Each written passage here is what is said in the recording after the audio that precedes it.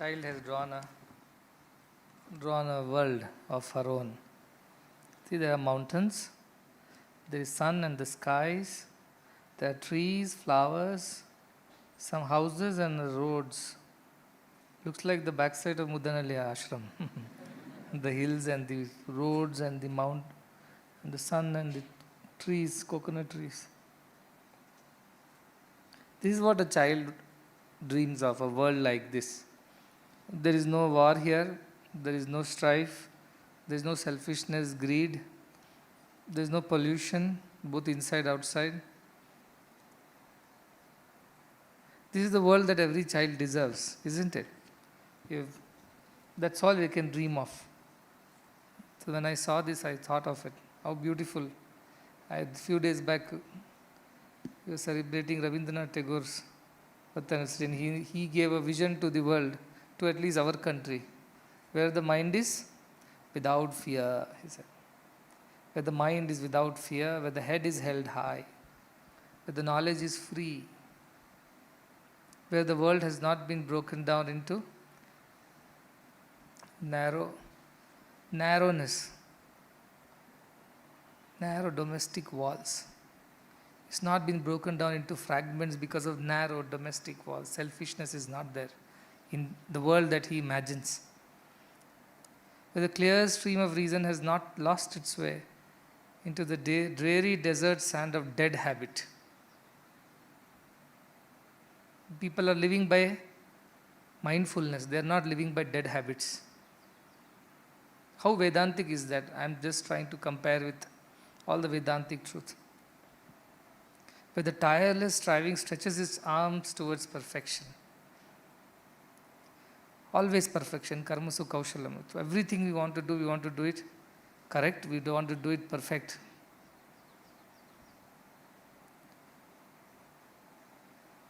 Into that heaven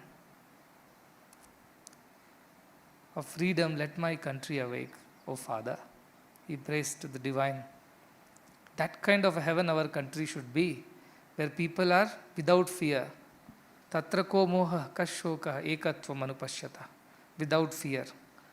Abhihi, abhihi, abhihi, our scriptures declare. Na bibheti, kutaschaneti. Again scriptures, Upanishads. He has no fear. Fearless is. Swachanda charina. Fearlessly roams around. Where the mind is without fear. That is the world that these great ones dreamt of. That is what this child also dreams. May not be able to speak in so many words. May not be able to quote from scriptures or from poetry. But the child's dream is that, a world without fear. Head is held high. What high? Not out of arrogance. High thinking. Simple living, high thinking. My buddhi, sattva buddhi is ruling the world. That is high head. That our pure buddhi, pure intellect shines there. That is the world that he dreams of. But the knowledge is free. All the knowledge of our Vedanta is free.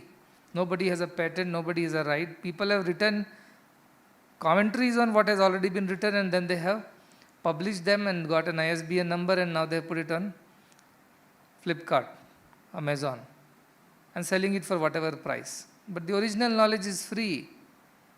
Nobody needs to be buying knowledge in our country, even if it's Brahma Vidya. Deservedness is another question. If one craves for it, yearns for it, pines for it, and deserves it, must get it. Deservedness is not financial deservedness. It's only Shraddha. It's free. Knowledge is free. But the world has not been broken down into fragments. Vasudhaiva kutumbakam. Yat kinchat jagat sarvam. Tishrate, shuyate picha. Antarbahishcha tat sarvam vyapya narayana stitaha. Outside, inside, everywhere, whatever we see, whatever we hear, everything is that same divine. No breaking down into fragments of I and mine. This is me, this is my body, this is my name, this is my form, this is my family, these are my people, this is my property, these are my lawns, get off my lawns.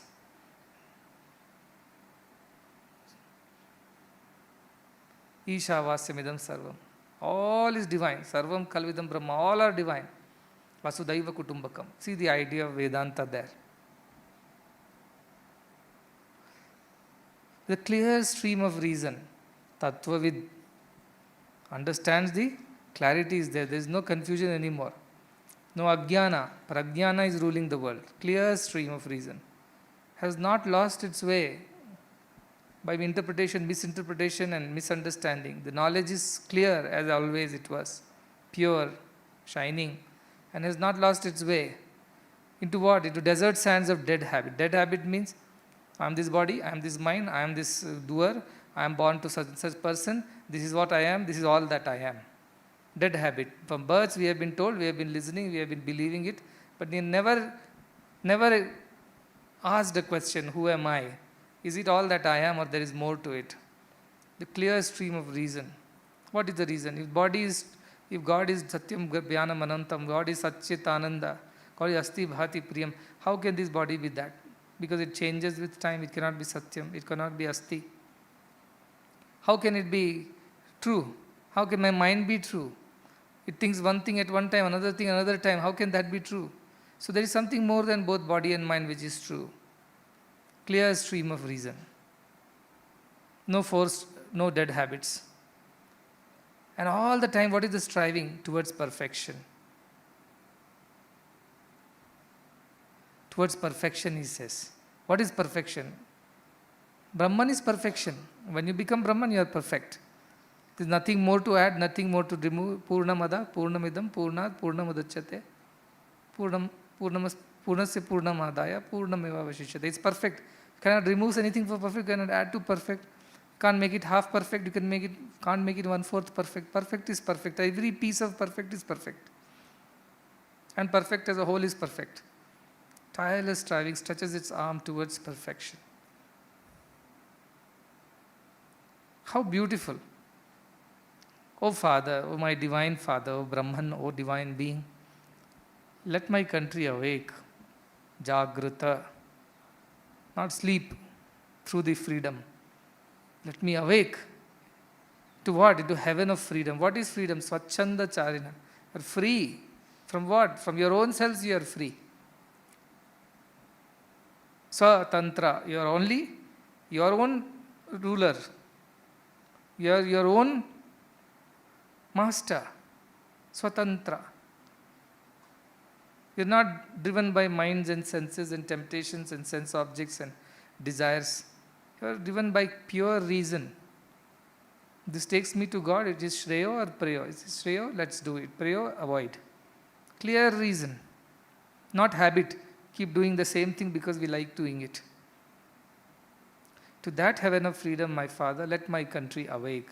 Let whole of this country, not just one Muddenahalli, not just one Chikbalapur, not just Karnataka, let the whole of the country awaken into that freedom, true freedom. This is not freedom. As you feel like doing, you do. That is not freedom. Being able to control the mind, senses, and then do what is right is freedom. Young people take freedom as, don't tell us what to do, we will do as we please. That is freedom. But that is not freedom. They are slaves. Because they appear to be free, but they are actually slaves. For they are bound by their desires, bound by the temptations, bound by their senses, bound by their mind's vagaries. And they just follow that. They are not really having any freedom. They are actually bound. They are Baddha Jivis, not Buddha Jivis. Freedom is in Buddha. So I saw this painting, this drawing, and immediately my mind went to this poem of Sri Rabindranath Tagore. He may not be a great Vedantin, but his thoughts are so Vedantic. There is something in the soil of Bengal. Ramakrishna Paramahamsa, Vivekananda, the whole mission from there. And even a poet saint, he's like, who speaks this. Well, something is amazing about the soil of India, not just Bengal. Soil of India itself. So beautiful this soil of India is, which brings forth such beautiful souls. Every other yuga, every other century, there is somebody who rises to redeem the mankind of its slavery. Not British slavery, not Mughal slavery. Its own slavery. And frees them of their own selves. Makes them free. Freedom. How many of us in this world, in this country, even this town understand what the real freedom is? So unfortunate. We all stand up, gather up under the national flag on the Independence Day. With what little understanding. In fact, no understanding of what the true freedom is, what is the vision of that true freedom that our seers and sages have thought of. Mukti, they call it, freedom. From what? From all the bandhanas. That is the freedom that country thought of. And how unfortunate that today, as the times are, people don't even have understanding of what that really is. It has been reduced to a very poorly interpreted, poorly understood, poorly proclaimed idea of freedom.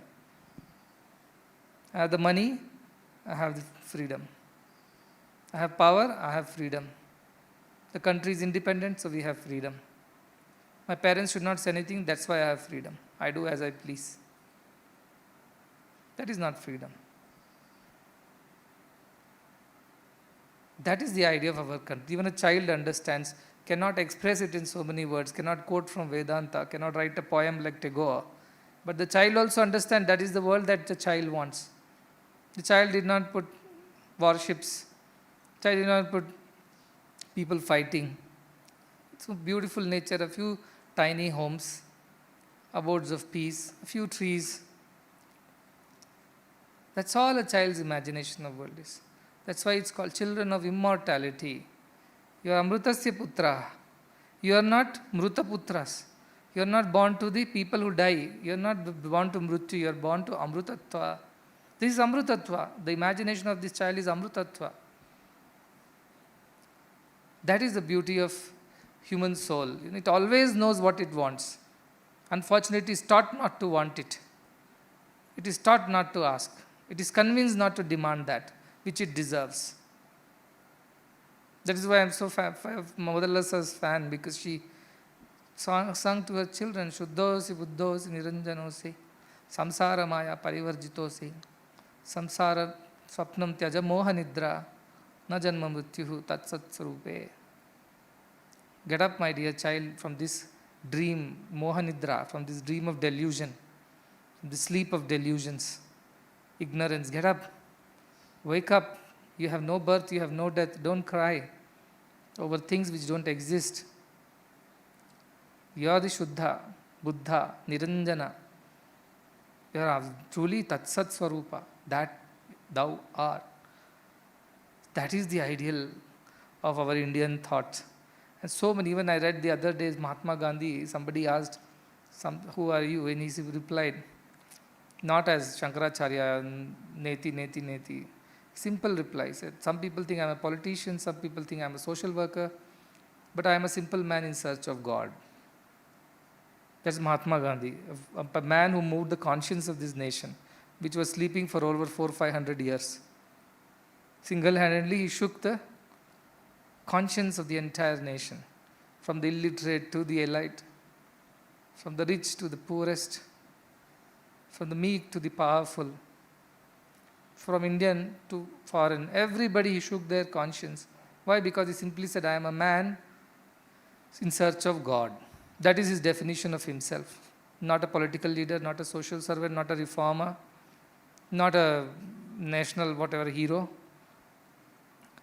not the father of the nation. I am a simple man in search of God. India has been searching for God since time immemorial. That is what India has been doing. It didn't search for oil wells, it did not search for gold mines, it did not search for nuclear weapons, uranium. It only searched for God. That is the soul of India. And that is reflected even in a small child's vision of what the surroundings should be like. Because the child is growing in an environment like this, is being fostered by people who believe in God. The same child, it was in Bangalore or something, caught up in one pigeonhole of an apartment somewhere on the 20th floor, looking through the window. Because it's growing there. It has no other way. It only learns what it sees. They say when the child is born up to 40 days, it remembers its past. Up to 40. That's why it smiles sometimes. It cries on its own without any reason. Mother is like confused. What has happened to this child? Suddenly it smiles in its sleep. And suddenly it starts crying for no reason. Mother will think it's hungry, try to feed, it doesn't want to feed. Because it remembers 40 days, they said, it remembers the past of all that it has gone through. So it remembers the good and smiles, it remembers the bad and cries. But after 40, 41 days, as the mind which gets start overpowering the pure buddhi, and the mother's sound it can recognize, the father's words, the people around, oh how sweet, how beautiful, you are this, you are that, and everybody gives a name and form, and the child becomes Baddha Jivi, from Buddha Jivi. And that is the fate, poor child's fate in the hands of an Ajnani parent. Look at the poor child's fate. What karma that it is born in a family, the mother knows nothing about spirit, father knows nothing about jnana. That is the misfortune of that child. But if the parents are educated, they are jnanis, obviously jnana will go to the children too. Then this vision where the mind is without fear, head is held high, knowledge is free. All these can be fulfilled. It's not a political vision that Rabindranath Tagore gave. It's not even a national social vision. It's a spiritual vision. Because all that he demands from the Father to happen is not possible without spiritual realization. It's only possible when every single being in this country at least is spiritually realized. Only then they can be free. They can be fearless. Their knowledge is free. They're striving for perfection. They're not living by dead habit, forced habits. They're living by clear reason. All this is possible only when every being has realized himself or herself spiritually. Ultimate potential of the human soul is spirituality. Once you have realized that potential, this all vision is possible. All these drawings will find fulfillment. A peaceful world, everybody is satisfied. Tiny homes, no big bungalows and no big apartments, just tiny homes. Contentment, satisfaction with what we have. Nature around, purity, no pollution of thought, word and deed, nor of the environment, no exploitation. Everything is so beautiful. That is the world that every single child born on earth dreams of. But unfortunately is cursed to live in a world that is totally different from the vision of that child. And to make the world what it should be for every single soul that comes to the earth, it's in whose hands? Those who are right now on earth. And the only way it is possible is if we all rise and realize collectively, not in pockets. That's when the whole scenario will change. Every child will realize his or her true potential, the spiritual soul, that which it is. And how it is? Asti, bhati, priyam. Asti, it is, bhati, it can be known, priyam. And how is it? Priyam. It's beautiful, it's sweet, it's lovable, adorable. Priyam. But the moment Nama Rupa comes, it covers up all these Asti Bhati Priyam. Apriyam. Nasti, people think it doesn't exist, that soul and all doesn't exist. It's only body and mind and death and done. Bhati, it can be known, when what it doesn't exist, how can we be knowing that? Forget it, won't even try that. So people are cursed to live in the illusions of Nama and Rupa and then struggle all life without any joy, without any clarity, and live with the force of dead habits, cursed life. So that is the idea of spirituality. It's not just a vision for one being, it's a vision for the entire universe. That is the vision of Vedanta.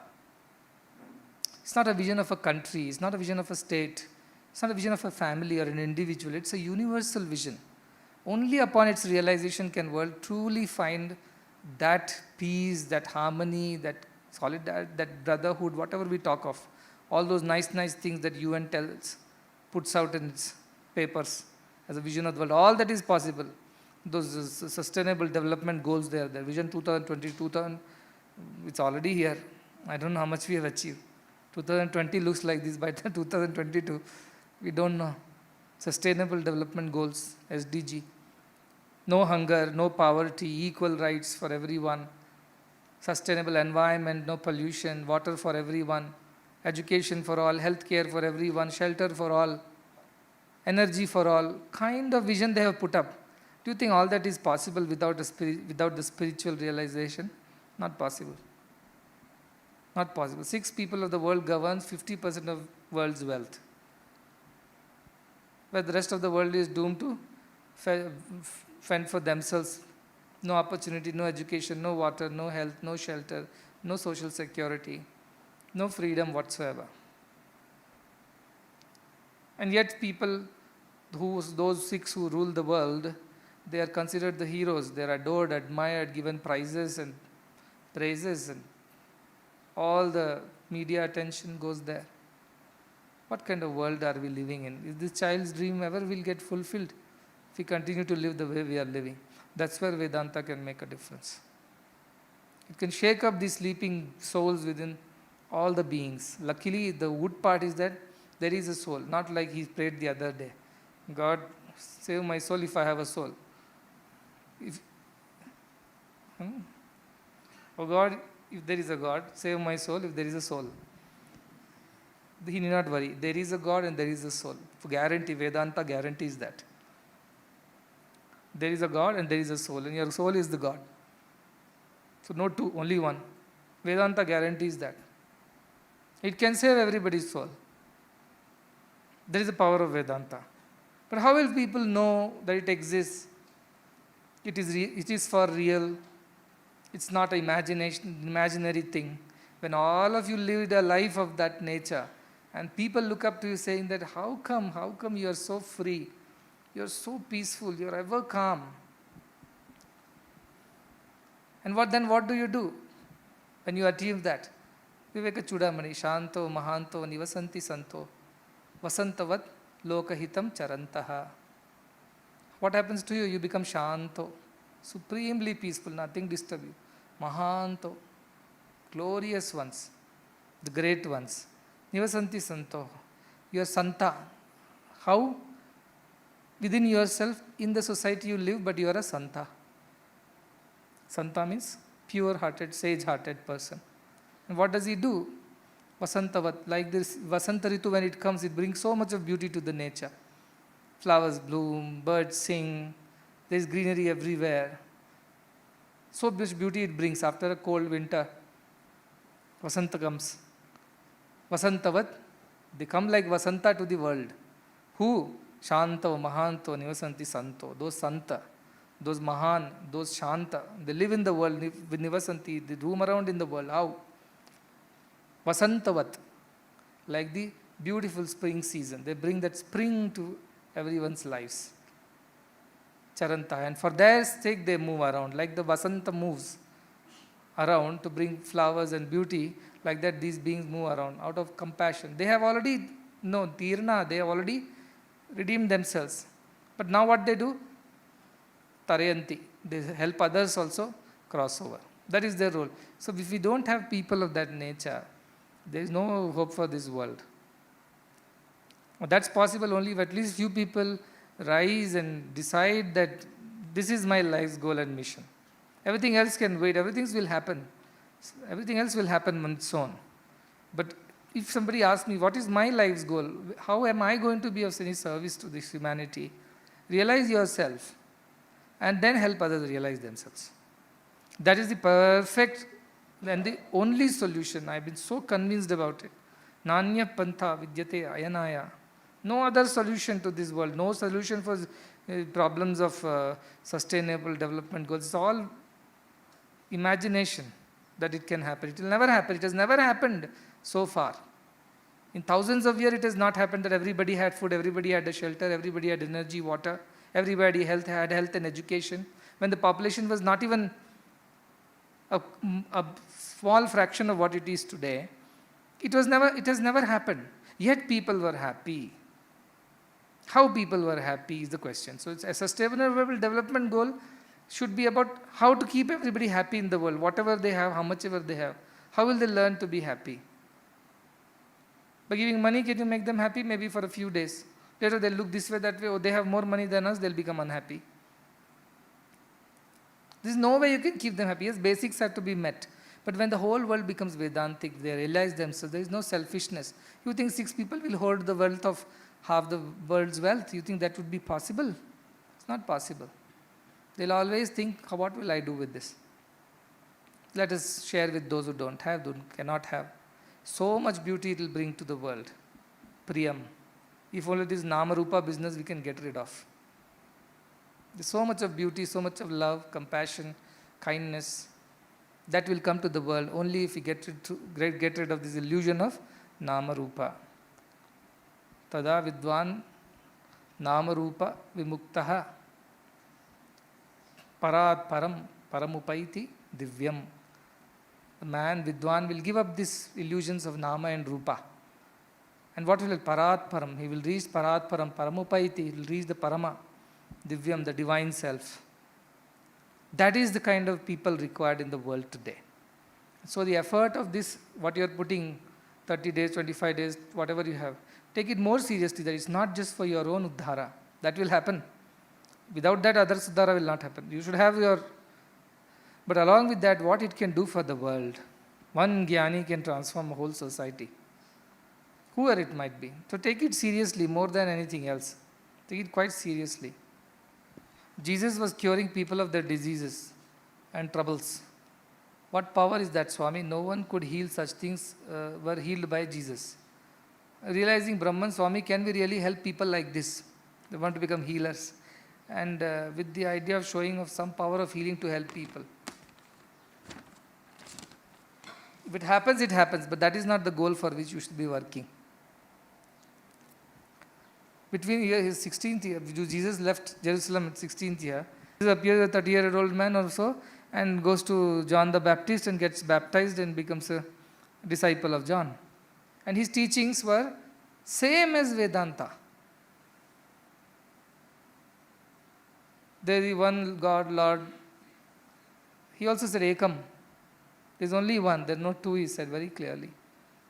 And he told his people, so what you should do, he is an all, love thy neighbor, love thy Lord with all thy heart, with all thy might, with all thy soul, love your neighbor as yourself. Same things he told, in his way, because he modified it to suit the context and the situation. He said, when somebody was suffering, his compassion could not wait. He could feel the pain of the others because he loved them so much. That love did whatever, he didn't do anything. The love did everything. Because he had such pure love for people. When he couldn't bear seeing them suffer, that love did whatever it is, like all the sages do. It's not only about Jesus. There are plenty of saints and sages whose compassion, whose love is so. That is what he's saying. About a guru it is said, Ahetuka daya sindhu. Without any reason, he has compassion for you. If you suffer, he has compassion. So, that is natural to the people who have developed spiritual knowledge. But that cannot be, because there are people, for the sake of these siddhis, they practice some austerities. Much of this Raja Yoga is there. So many of them get stuck in that floor. They don't go higher. You go to Patanjali Yoga Sutras, he explains, by doing certain kind of meditation, focusing your mind on certain aspects of your existence will give you certain powers.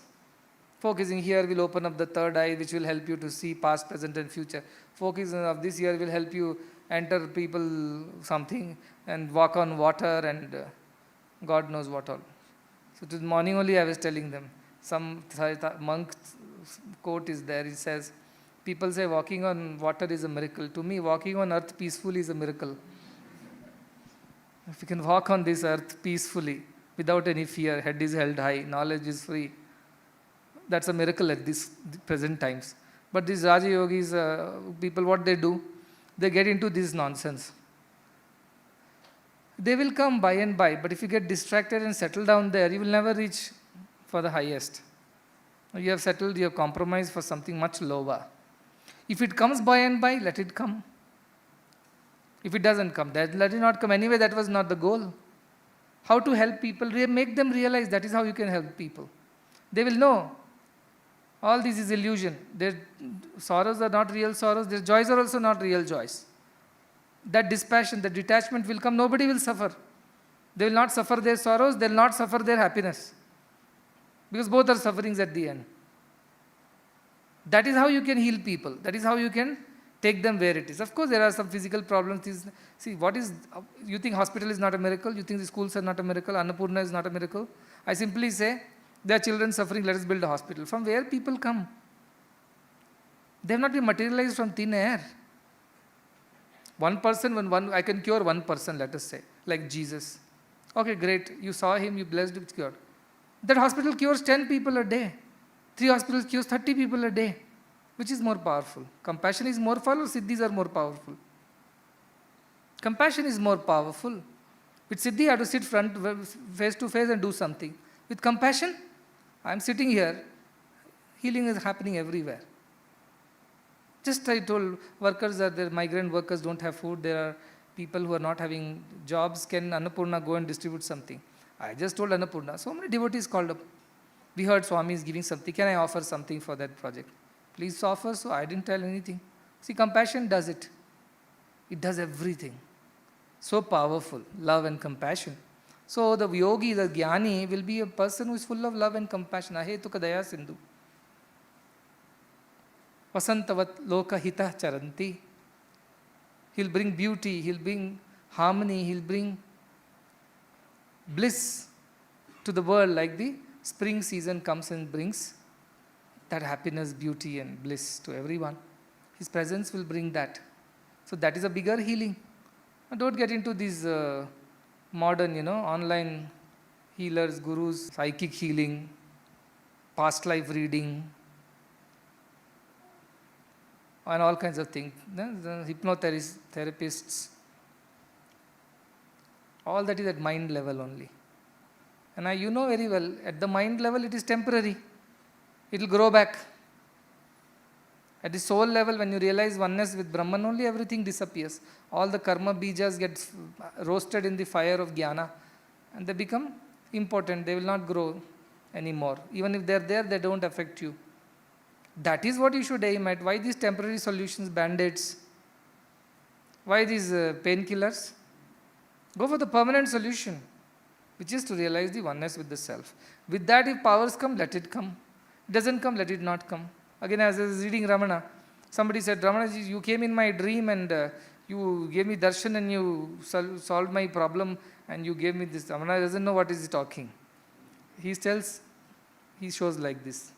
He does. I don't do anything. He does. See the clarity. Otherwise, what will happen? I do. Tomorrow one board will be there outside your house. A website will come up. App also will come up. Online counseling will start. Per minute charges will start. Isn't it? And where is spirituality in this whole thing? This is all nonsense. Yes, if somebody is you have some skills, you can counsel, do that, no problem. But keep that in mind, that you have not realized yourself, so you have not reached there yet.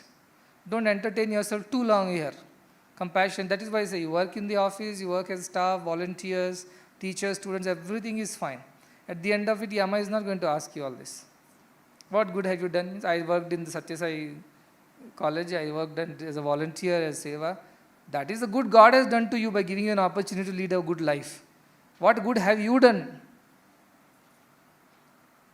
I was healing, I was doing past life regression, I was reading people's mind and telling them fairy tales. You think that is not, you didn't bad to them. You confused them.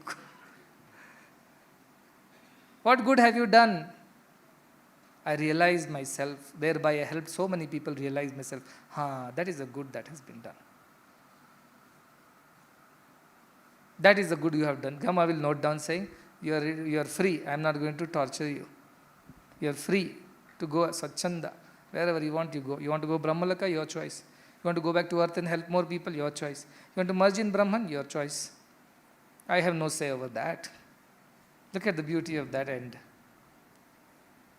Vedanta Vijnana Sunishchitartha, once you confirmly know, Sunishchitaha, you for sure you know Vedanta Vijnana. You have understood the highest Vedanta. How? Sunishchitartha. You are completely convinced about it. What happens? Sannyasa Yoga. You become a sannyasi. Not from the physical point of view. In the mind, mano sannyasa, guna sannyasa comes to you. Detachment from everything. Yataya Shuddha Sattvaha. You're ever putting that effort and you're always Shuddha Sattva. You become pure inside. Te Brahma Loke. They'll go where? Not to Yamaloke. They go to Brahma Loke, to Paranta Kale. Paranta, not Antakale. Paranta means at the end of all the cycles of life and death, all the births and deaths, it has come to an end for such a person. Paramrutat parimuchyanti sarve. He is freed from all bondages. Paramrutat. He becomes the ultimate immortal self. How? By Vedanta Vijnana Sunichitartha. By confirmed. He is convinced about this knowledge of Vedanta, Vijnana. He knows that. How can you be convinced if you don't know, if you not experience that? You have to experience that. After experiencing that, sannyasa yoga, he becomes detached. Shuddha sattva, he becomes pure. And what happens? All his cycles of life and death end. Parantakale comes and he goes to Brahmaloke. Parimuchyanti sarve. After having cut off himself from all the bondages. Mundaka Upanishad says that. Sannyasa Suktam says that. See, so beautiful this Vedanta. Any number of times I repeat it, I am not satisfied that I have done enough justice to its glory. Any number of hours I speak about it, I am not done. It's so beautiful, it's so amazing. So you have to pay attention to that. Healing and all will keep happening. You focus whether you are realizing that self. If you realize, then all these things will work. Somebody asked me for this dream thing, that why in dream we see things which we don't want to see, do things that we don't want to do, and then suffer in a way that we don't want to suffer. So why in the dream it happens? As I said, these are all deeply embedded vasanas are there. So when physically you cannot execute them or implement them or you cannot realize them, your mind, in dream it tries to realize them. That's why the Prashnopanishad said, what happens in dream? Deva, the mind, swapne, mahimanam anubhavati. Great powers it realizes in the dream. It powers you want to, the wife is thinking, this husband I must give one tight slap tomorrow. But she can't do in physical world. So in dream she is slapping left, right, center. Morning she gets up peacefully.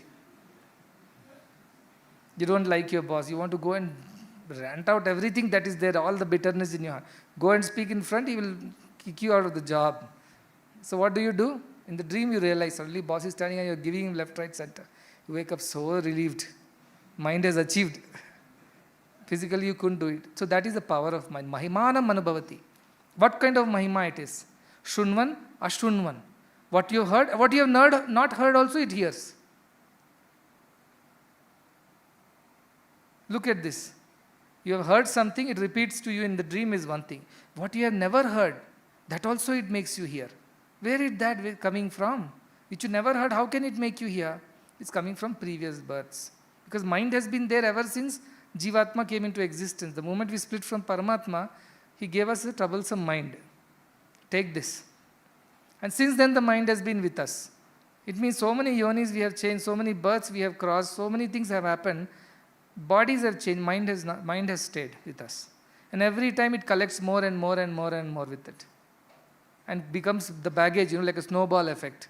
Starts with a small stone and becomes a huge ball. Over a period it has collected so many vasanas, samskaras, ashas, ichhas, and it has become so big and so powerful.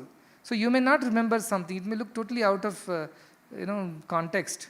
But in dreams you will see things, experience things, do things, see people, see places. All these are coming from your past. Because those are embedded, those vasanas are there. The only time this mind disappears is, it says, when you go to deep sleep stage. What happens there? Tejasa abhibhuto bhavati. Not mahimanam anubhavati. Tejasa abhibhuto. Tejasa means the splendor of the Atman.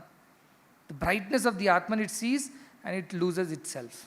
That's why in deep sleep there are no dreams, no these unwanted thoughts, no unwanted things. Nothing happens. Absolutely so. Neither there is pleasure, nor there is pain. Nor there is sukha, nor is dukkha. The dvandva disappears. Dvaita disappears. Manoha amani bhavati, they say. Amani means no mind. Mind becomes no mind. When it reaches Brahman. When it reaches in deep sleep, it reaches, that's what he said. But the moment we wake up, we are cursed to deal with this mind again. Which is there, very, very ancient it is.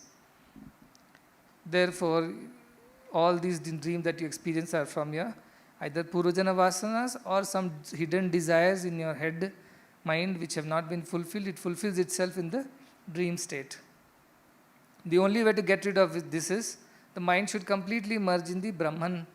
That happens in deep sleep stage as a natural phenomena, and the explanation to this is like the birds go back to their nests in the evening. Vayamsi vaso vriksham sampratishthante. How the birds go back to their nests at the end of the day, like that his mind goes back to Brahman in deep sleep. But wakes up, again birds are chattering and chirping and making sound. They're no more peaceful. Night, no bird chirps. Morning, look at the noise. Same thing mind does. It wakes up and then it starts doing its old tricks again. So how to get rid of it? You purify it, get rid of all the desires and vasanas which you are working on, I'm sure. And then what you do, keep realizing, push it closer to Brahman. Every time think of Brahman, aham brahmasmi, aham brahmasmi. The mind is getting trained now.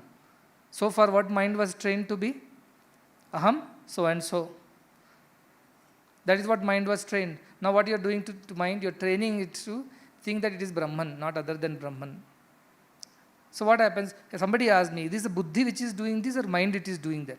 See, mind is a combination of buddhi, ahankara, chitta and manas. Manas itself is like a pot has a water, and also a pot has several items. And the pot itself is there, an item.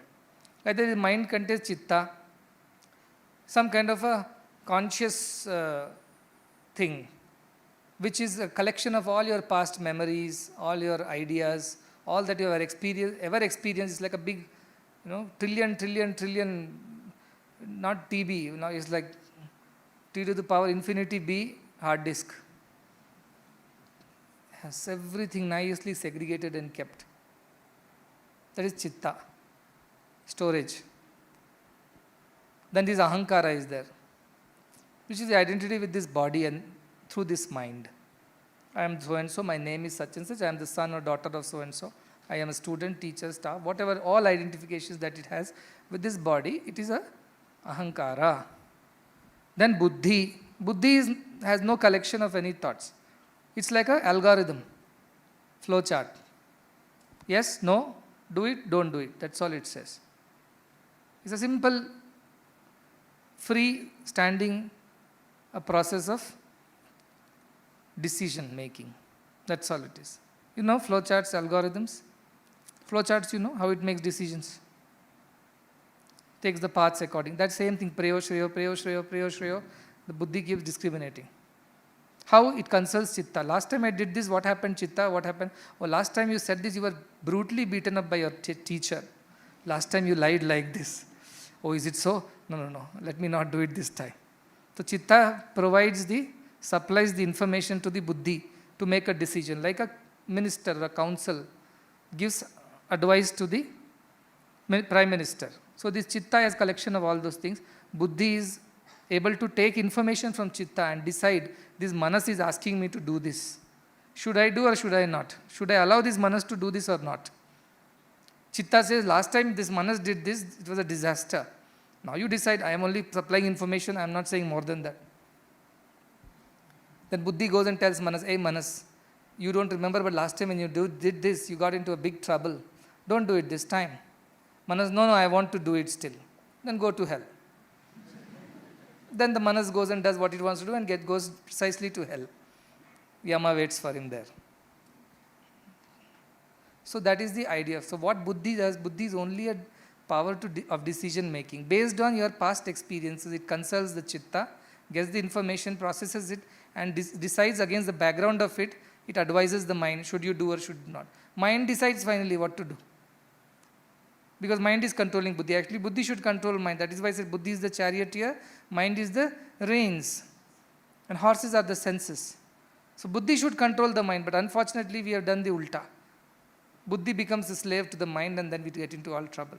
So when pure thoughts come in you, decision making happens, buddhi is active. But a bad buddhi will give you bad suggestions.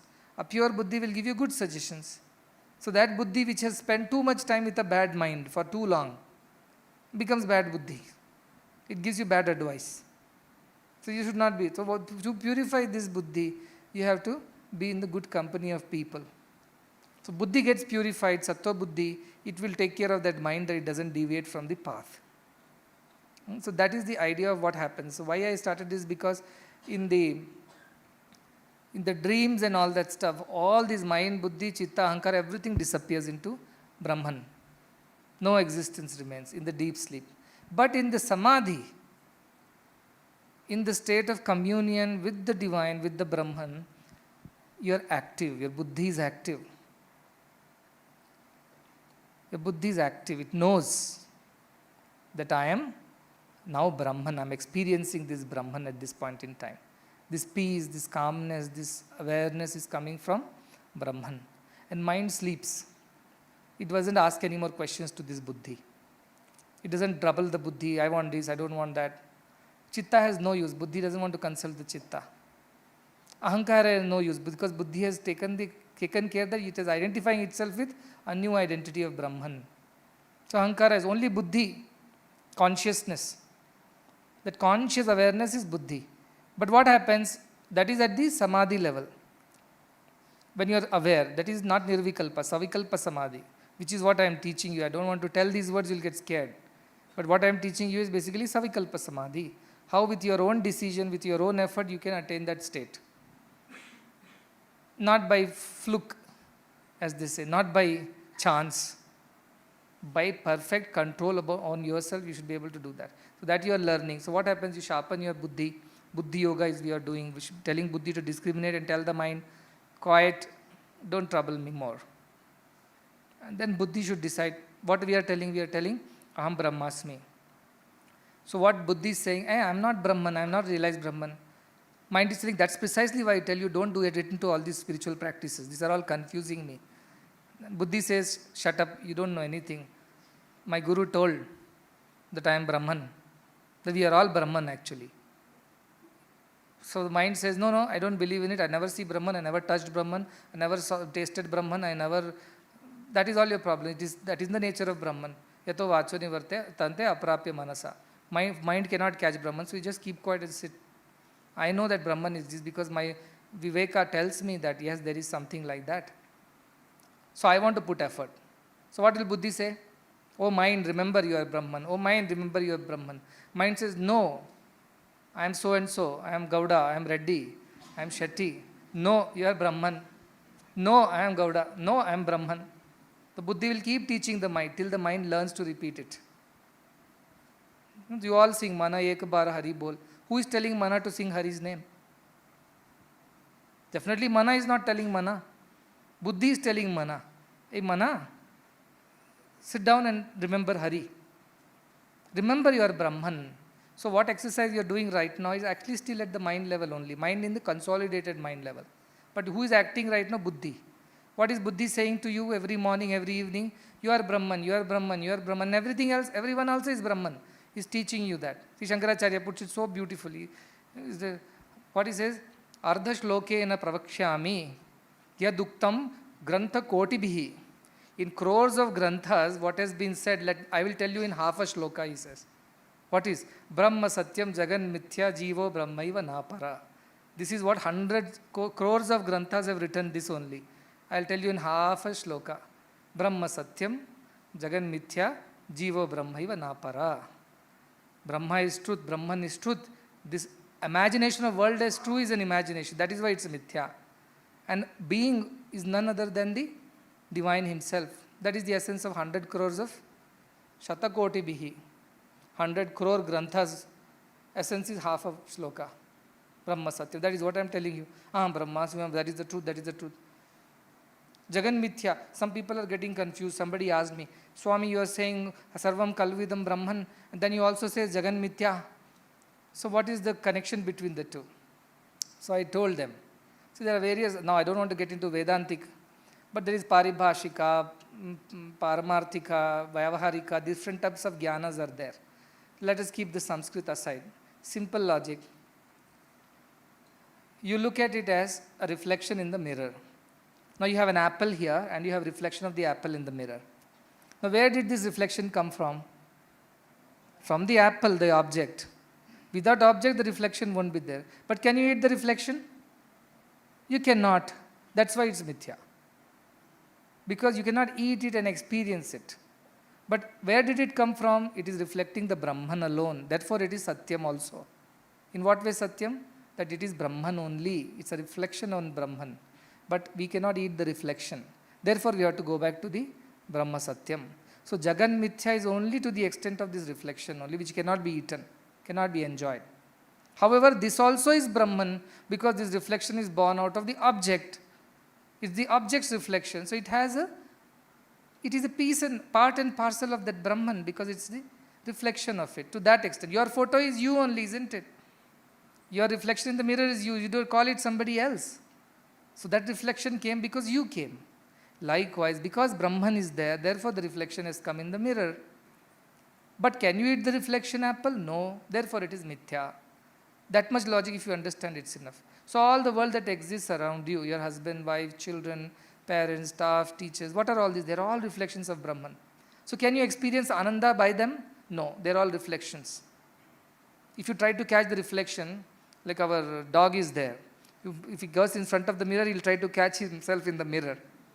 Or a small child who doesn't know the reflection, concept of reflection. Put him inside, in front of the mirror, what it does? It tries to grab the reflection.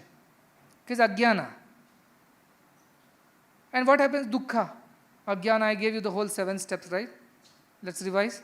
Ajnana, then avarana, then vikchepa, then paroksha jnana, then pratyaksha anubhava, then dukkha nivritti, then Ananda Prapti. So what is happening? In the reflection you are seeing the apple and you want to eat the apple very badly. And you are fighting with your mother, father, give me that apple, give me the apple. Father is telling, turn the other way, apple is on the table, not inside the mirror. No, I saw it in the mirror. I want the apple. Dukkha. Ajnana has led to dukkha. I can get joy out of this family and relationships and all this. Yes, you can get some pleasures of watching the apple. Eating the apple, Ananda Prapti, not possible. Pleasure of watching the apple is good. But the true joy of eating the apple doesn't exist there. That's why it's mithya. So my parents are not Brahman, they are Brahman, they are reflections of Brahman in your own mind. To you, when you become the center of the logic is you, then they are reflections of the Brahman. When they are the center of the logic, they are Brahman and you are the reflection. So for everybody, you have to apply this logic individually. When I think I am Brahman, everything else is reflection of that same Brahman. When they think they are Brahman, I am the reflection too for them. This logic you have to apply, and that's how you develop the distancing, social distancing. No, you distance yourself from yourself. I am Brahman, this is the body of reflection of the Brahman. This body looks like an enjoyable thing, pleasurable thing, good to see, good to talk, but you cannot actually, the real joy is not here. The real joy is in eating the apple which is behind me, because I am seeing the reflection. The apple is somewhere behind. But the beauty of Vedanta is that even though it declares it to be a reflection, the Dakshinamurti Stotram, again Shankaracharya. I don't know what we would have done if Shankaracharya was not there.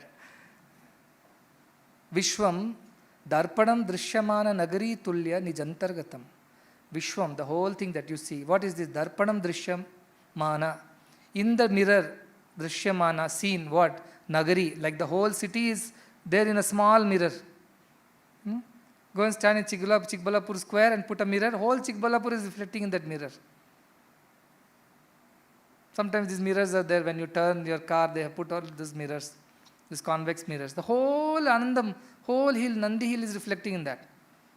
That's all is the world. But that is not, you want to go to Nandi hill, you can't get inside the mirror. You have to go back to the Nandi hill which is behind. So Vishwam, Darpanam Drishyamana Nagari Tulya. It's only equivalent to a city reflecting in a mirror. Where is the mirror? Nijantargatam. It's in you. Your mind is the reflection. Mana Darpana Kehlai. Mind is the mirror in which everything is reflecting. Mind gets absorbed in Brahman, no reflection, nothing left. What is left? In deep sleep stage, mind goes into Brahman. Where is the reflection? No reflection at all. Because the mirror only is not there. So reflection is not there. That is the idea of Vedanta. Know everything as Brahman, but also know that outside you it's all reflections. You can see it, you can look at it, but you cannot enjoy it. You cannot eat it. So that is the problem of this illusion, Maya. That which is not, it appears to be, it's there. We heard that 18th elephant. That is Maya. It makes all sense. Oh, why did this world is like that? Why people are happy and sad? Why people are sometimes like this, sometimes like that? Perfect logic, because of Maya. Because of Maya, all this is like that. Oh, that explains. That explains. That constant, we put in the equation, which balances the equation. It doesn't exist, but we put. Like that, this is that particular thing which balances the equation, makes us understand the nature of the world, but it by itself, it doesn't have any existence. So, Vishwam Darpanam Drishyamana. Next time you see each other, think that they're all reflections of Brahman, that's all. But if I really want to find joy or find the true Ananda in this relationship, I have to go back to the source, which is Brahman. As long as I see the Rupa and Nama, I'm going to be sorrowful only. One day my son will listen to what I say, I'm happy. The other say he disobeys, I'm unhappy. You go through this sorrow and pleasure all throughout. The only way is you detach yourself, distance yourself and see everything as the reflection of Brahman. So it is true, Jagat Mithya, yes it is true. Sarvam Khalavidam Brahman, yes it is true. Both are true. But the perspective, the understanding, the context should be right. Both are true. Perspective should be right. That, as I said, how much ever I explained to you, unless you have experienced it, it is not going to make much sense to you. You are intellectually understanding, there is logic behind everything. You understand all that stuff. When you say, I can't see Brahman, I said that is how it's supposed to be. Very first mention of Brahman is that, na medayana bahuna shrutena. It cannot be understood by the intellect nor by listening about it. Yato vacho nivartate cannot be described in words. Aprapya manasa sa cannot be understood by mind. So straight away our Vedantis said, the moment you get a doubt that when I don't see something, how do I know it exists? Know that it exists because it cannot be seen. That is why it exists. That is the nature of Brahman, they said.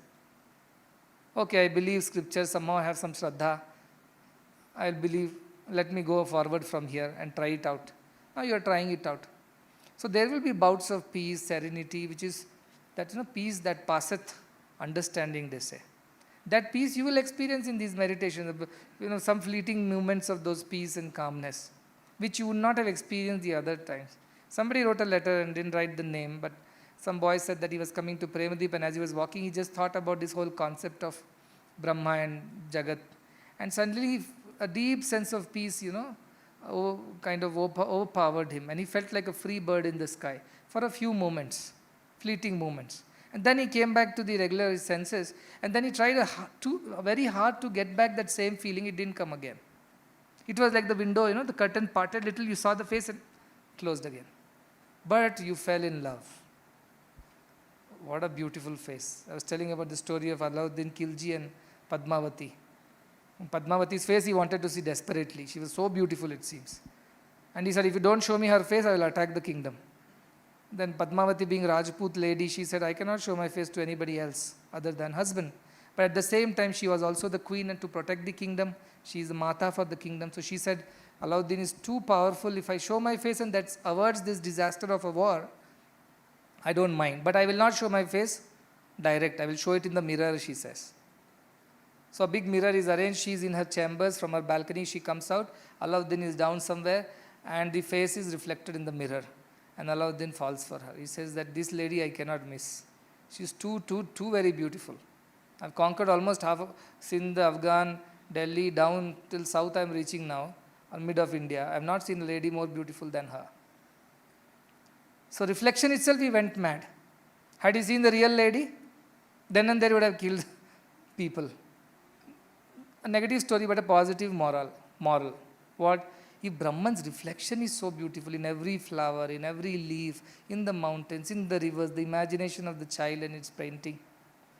This Brahman is reflecting everywhere. His reflection is so beautiful. How the original should be. For a moment you think like Alauddin Khilji. If Padmavati's reflection is so beautiful, what would be the real Padmavati be like? I can only see reflection. I can't touch the reflection. I cannot enjoy the reflection. If I really get married to Padmavati, what will happen to me? That is the thought that drove him to fight a war. You see the reflection everywhere. Oh, this Brahman, I see the reflection, but I don't experience that Brahman because these are all reflections only. But reflections are so beautiful. What must be the beauty of that Brahman, Sundaram? What must be that Sundaram? That should drive you crazy. I must see. This is what Vishnu did to our Annamayacharya. Happily having good life with two of his cousins, he was planning to marry them. And he's supposed to be incarnation of the Vishnu's sword, Nandaka, a dagger or sword of Vishnu. And he is born to sing Vishnu's glory. And he comes down and forgets everything and is happily roaming around with two of his girlfriends, their cousins. And they all know that he's going to get married to both. That time Vishnu appears. Padmavati says, look at your student, what is he doing down there? He's forgotten you, forgotten the work for which he came, and loafing around, fooling around. Do something, otherwise you'll lose him. The Vishnu says, our time has come to teach him a lesson. And he takes an avatar, comes down as a Brahman. And he tells him, what is this you're falling for these two earthly beauties? I know some celestial beauty far, far more beautiful than these. He said, impossible. It's not possible that any other ladies are more, or any other thing in this earth is more beautiful than these two girls whom I love. He said, no, there is a beauty much beyond this. Passeth understanding. You cannot explain, I cannot explain. If there is one beauty like that, I'll become brahmachari, he said. I'll become a sannyasi. If it is not there, you have to become a grahastha, he told to Vishnu. What grahastha, what sannyasi, what brahmachari for Vishnu. Anyway, he laughs at his foolishness and said, come with me. And takes him to a temple where he has the vision of Lord Vishnu, this Annamaya. Seeing that, he's lost himself. Tejasa abhibhuto, the mind is lost in that vision of Brahman. Now these earthly beauties look nothing to him, for he has seen the divine beauty. So far he was busy with the reflections and happy with them. Now he gets the original. He's so excited, he's so lost. Comes back home like a madman. Cannot eat, cannot sleep. That one thought of that beloved, that Lord he saw, occupies all his being. Parents say something's gone wrong with this fellow. He cannot understand what is going on. And one day he goes to pick firewood, and from there he climbs up the Tirumala hill, following the devotees who are going for a darshan. They say there is a Venkataramana Swami on the hill. We are all going there. Oh, is it? I also will go there. And he just walks behind them and settles down there in the mandir. Then parents and these two girls are searching. After a long time they find, and then they get him, and then afterwards, of course, they also become great devotees. They also attain moksha prapti. But thing is that the celestial beauty, the divine beauty of the Lord is so much more than these earthly beauties. If you fall for these things, you have to pity yourself. For there is much, much bigger reward waiting at the end of this sadhana. A beauty like none other, a joy like none other, an experience like none other. That should motivate us. And why it is a guarantee? Because scriptures say so. Because people have experienced it so. And you have a paroksha pramana for it. Somebody, a guru has come by and telling, it is, astiti, astiti, astiti. I have seen it, I have experienced it. It is there. Don't be deluded. Don't fool yourself with smaller things. And if you don't believe any of these things, just look at the nature around, which is reflection of Brahman. What perfection, what precision, what beauty. If this is not beauty, even a child also can understand that beauty, then you can imagine the creator of that beauty will be how beautiful. And that experience is what one must crave for. That ananda anubhuti, that Brahma anubhuti. Then it becomes pratyaksha jnanam. It will become pratyaksha anubhuti. You have directly seen and experienced it. Even if you have seen like Alauddin Khilji, just a glimpse of that Brahman, that will redeem you. He will not come back to these earthly cravings. They will subside. No, all the time meditating on the Brahman. You will subside. All these will subside. So somebody asked me, Bhakti and Saguna, Nirguna, how does it work now? Because we are getting confused. Should we worship Swami as the form Krishna, Rama, or now we should only meditate on the Brahman. I told Swami also is reflection of Brahman only, no? What is Swami? In a form and a name. The moment these 5 things are there, the 2 Rupa Nama comes, what happens? They cover up the actual. But Rupa Nama is required because otherwise we don't appreciate anything in the world full of Dvaita. Because Dvaita Bhava is there till Manas is there. So it also takes the form. That's why I corrected a couple of people. When they said Swami is God, Swami is God. And what they do, they're hyper excited devotees. They'll go and pressurize everybody to believe Swami is God. Oh, Sathya Sai Baba God, Sathya Sai Baba God, Sathya Sai Baba God. They'll pester people. I told them, no, you're just doing it wrong. God is Swami, God is Swami, God is Swami, tell this. God was, is, will be. Swami will come and go. God is Swami. Get your concept right. You're putting the cart before the horse. Get it right. God is Swami. That Brahman only is Swami. When you say Parabrahma Avatari, Paripurna Brahman, what do you mean? Brahman came first or Swami came first in the form and name? But our attachment to the name and form, is that not an illusion? Is it not ajnana? It is. It helped you. How? Like a reflection helps you to crave for the original. Like that, the Swami's name, form, behavior, interactions has helped you to develop some love for this concept of divinity. But what did Swami say all the time? Did he not say, realize yourself, realize yourself? How many discourses? Did he not say, you are God, I am God, so are you, I know you don't. No God, become God.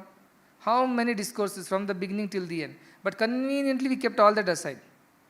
And what did we kept on proclaiming? Swami is God. That Guru is not God. Those Gurus are not God. They are not God. Look at the ajnana. Somebody came and told, nobody can give a lecture like you. You are the best. I went to another satsang. That concept was not clear. I told, I'm so sad that I have a disciple like you, who talks like this, who compares like this. I'm so sad. You learned nothing, because I might be a great speaker or whatever you say, but I don't think you're a great disciple. If still your buddhi is like this, to compare and contrast me with others, it means you have learned nothing near me. That is what happened. Swami is God, Swami is God. Open a center, open a samiti, make a big hangama out of it, fight with your neighbors, relatives, cousins, uncles. Swami is God, you believe Swami is God. Otherwise, I am no more yours. Look at the foolishness of people. Okay, it would have built up a huge organization in the name of Swami is God. But did it make you God at the end of it? It's an instrument to reach God. You can't be sitting in the car forever, isn't it? You have to get off when your destination comes. The problem is that most of the people sat off in the car and never got out. They said car, car, car. They didn't think the destination. Swami said what? I'm here to help you realize your divinity. That's all the purpose is. That is what I have come to give you. But I don't give you because you keep asking all kinds of things. So I wait for you to not ask anything so that I can give you what I want to give you. Today I am giving that what I want to give you. So get your concept right. Brahman was, is, will be. All forms and names are illusions, mithya. They are reflections, mere reflections. Even avatar is a reflection. Krishna is a reflection. That is what I was telling the boys. Even Krishna movement ISKCON started, bhakti basis. What did they call it? Krishna consciousness they called it. Isn't it? Krishna consciousness. They're saying Krishna is, but more importantly you understand Krishna is the consciousness. That you have to experience. Even the bhakti, this Guruji, he's called Bhakti Vedanta. He's not called Bhakta Shiromani, Bhakta Shikhamani, nothing. He is called Bhakti Vedanta Srila Prabhupada, his name is. How this Bhakti and Vedanta come together there in his name? Because he was very clear. Vedanta is the ultimate goal, but I have to teach them through Bhakti Marga. That's what they taught them. Same thing you are doing. Through Bhakti you should attain Jnana. Atma Ramo Bhavati, Amruto Bhavati. That is the fine end result of Bhakti. Paranta Kale, Paramrutat, Parimuchanti, Sarve. That is what I am teaching now. And this has always the teaching. It's just that the emphasis is more because everything else will fail. If you control your mind temporarily because of some, you bear a Sevadal for 15 days in Puttaparthi, those were the purest 15 days of your life. Once you came back to your town, all purity disappeared. So how it has helped you, tell me? Once you live in the ashram, in the precincts of this, seva and sadhana thing, everything is fine. After 6 months, what guarantees that you will still remain stable? For that reason, know yourself. For that reason, if you know that, you will not come back and crave for the lower things of the world. Parimuchyanti sarve, you will get rid of everything. A kind of sannyasa, vairagya, dispassion will develop. It doesn't mean that you will not enjoy your food. If you eat good food, you will enjoy it. You will say, it's done well, somebody has cooked it quite well, I am very happy. The food is good, tasty. My senses are happy, mind is happy. It is nourishing also. It's not too rajasic. It's good. It is needed for my body. Somebody has done it. I am grateful for that. But beyond that, can I have 2 more? Can I have 2 more? You cannot keep eating. So that way you will be developing some checks and balances in your lives. Thus far, not further. That Atman will give you that strength. That is why you should struggle. If you struggle now, you will enjoy a whole of your life. It's like making an early investment in life. Make a good investment in the beginning, whole life you can reap the benefits. You spend away all the money now, then whole life you have to slog and earn. Feed every day. Fend every day for yourself. But today you have money, you save them, invest it well, lifelong it will give you dividends. So that is this knowledge of Brahman, and therefore you should put efforts towards it. And once you know that, you become that. Once you become that, you can help so many more people. Everywhere we cannot go and talk. But you, like the seeds, can be carried by the winds to far distant places and get established somewhere and teach them that same jnana, same Vedanta. And that is the only way Rabindranath Tagore's vision will be realized, sustainable development goals will be realized, this child's little drawing will be realized. Else it is not. Na anya pantha. There is no other way. So please keep that in mind.